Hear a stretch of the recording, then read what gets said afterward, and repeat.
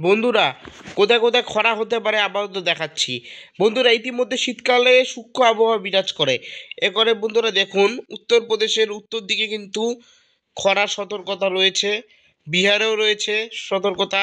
তারপরে পশ্চিমবঙ্গের উত্তরবঙ্গের শিলিগুড়ি জেলা, আলিপুরদুয়ার জেলা, জলপাইগুড়ি জেলায় রয়েছে উত্তর দিকে খরার সতর্কতা।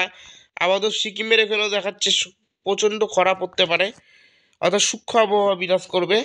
তারপরে মেঘালয়ের এখানেও কিন্তু দেখাচ্ছে, মেঘালয়, তারপরে নাগাল্যান্ড, মিজোরাম, এই সমস্ত জায়গায়।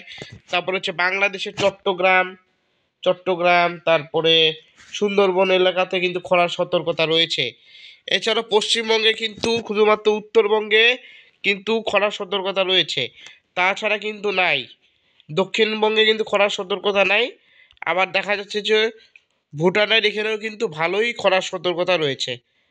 আপাতত সিকিম, অরুণাচল প্রদেশেও রয়েছে খরার সতর্কতা।